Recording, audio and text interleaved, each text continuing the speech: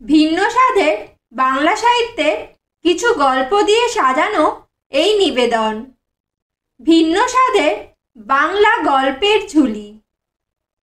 আজকের গল্প লীলা মজুমদারের লেখা দজ্জাল বউ। গল্পটি প্রথম থেকে শেষ পর্যন্ত শুনে লাইক এবং সাবস্ক্রাইব করবেন। শুরু হচ্ছে আজকের গল্প দজ্জাল বউ।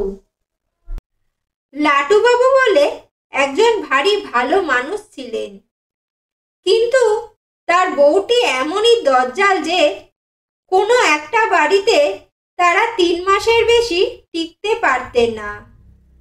তারই মধ্যে হয় পাশের বাড়ির লোকেদের সঙ্গে, নয় বাড়িওয়ালার সঙ্গে ঝগড়া করে, নয়তো বাড়ির নানা খুঁত নিয়ে লাটুবাবুর ওপর রাগারাগি করে শেষ পর্যন্ত বাড়ি ছাড়তে হতো। এদিকে ভদ্রলোকের পক্ষে মাসে 200 টাকার বেশি বাড়ি ভাড়া দেওয়া মুশকিল। শেষকালে এমন দাঁড়ালো যে ওই ভাড়ার মধ্যে কলকাতা শহরে কিংবা শহরতলিতে আর একটিও বাড়ি বাকি না থাকার মতো হলো। এই সময় গিন্নি আবার অশান্তি শুরু করে বাড়ি ছাড়বার জন্য তাকে জ্বালিয়ে খেতে লাগলেন।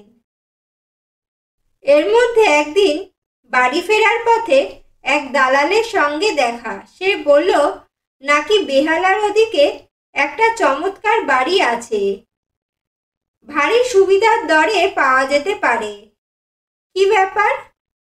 না, ও বাড়িতে কেউ যদি একটানা 7 দিন থাকে, বাড়িওয়ালা তাকে বিনি পয়সায় 6 মাস থাকতে তো দেবেনই, তারপরেও খুব কম ভাড়াতেই থাকতে দেবেন।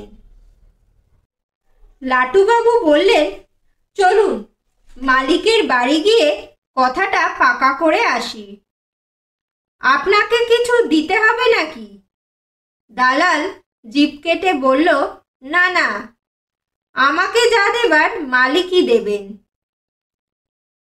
তা বাড়িটা একবার দেখবেন না? লাটুবাবু ঘাড় নাড়লেন। কিছু দরকার নেই, সব বাড়িতেই আমার এক হাল হয়। মালিকের বাড়ি গিয়ে লেখাপড়া করে দিয়ে চাবি পকেটে ফেলে বাইরে বেরিয়ে এলে পর দালাল কেমন একটু উসকুস করতে লাগলো। আবার কি হলো?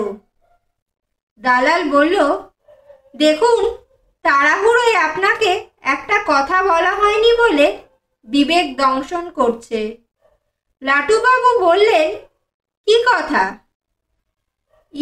মানে রোজ রাতে যে বাড়িতে আসে সে একটা গলায় দড়ে মানুষ নয়। লাটুবাবু ঢোক গিলে বললেন, তাতে কি হয়েছে? আমার তো নাইট ডিউটি, গিন্নি সামলাবেন।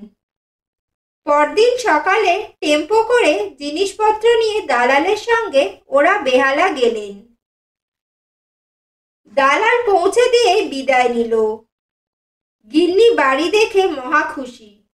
বলেন কি না, ওগো, এমন সুন্দর বাড়িতে আমি জীবনে থাকিনি। আর বাড়ি বদল নয়, এখানেই জীবন কাটিয়ে দেব। তারপর দুজনে মিলে হাতে হাতে ঘরদোর গুছিয়ে ফেললেন। রাতে কর্তার নাইট ডিউটি। গিন্নি তাড়াতাড়ি তাকে রেঁধে খাইয়ে বই বাক্সে রাতের টিফিন ভরে রওনা করিয়ে দিলেন। পরদিন সকালে লাটুবাবু ভয়ে ভয়ে বাড়ি ফিরলেন। কে জানে বাড়ি ফিরে কি সর্বনাশ দেখবেন। কড়া নাড়তেই হাসি মুখে গিন্নি দরজা খুলে দিলেন। এসো এসো, তাড়াতাড়ি হাত মুখ ধুয়ে খেতে বসো। আমি ডবল ডিমের মামলেট ভাজছি। খেতে খেতে লাটুবাবু এদিক ওদিক তাকাচ্ছেন। কই, না তো, অস্বাভাবিক কিছু তো চোখে পড়ছে না। সবই তো যেমন হওয়া উচিত তেমনই। গিন্নির বাবা ছিলেন বিখ্যাত কুস্তিগির। তার নিজের আখড়া ছিল, সেখানে ছেলেরা মুগুর ভাঁজত। তার একটা বড় আদরের কাঁঠাল কাঠের মুগুরও ছিল। গিন্নি সেটিকে একটা বেশ দর্শনীয় স্থানে সাজিয়ে রেখেছেন। এমন সময় গিন্নিরও সেদিকে চোখ পড়াতে তিনি বললেন, হ্যাঁ, ভালো কথা, বলতেই ভুলে গেছিলাম, কাল রাতে এক বেটা চোর এসেছিল, বুঝলে। রান্নাঘরে বাসনের বাক্স থেকে বাসন বের করে তাকে সাজাচ্ছি, দেখি এক বেটা গুটি গুটি সিঁড়ি দিয়ে ওপরে উঠে যাচ্ছে। পকেট থেকে খানিকটা দড়ি ঝুলছে।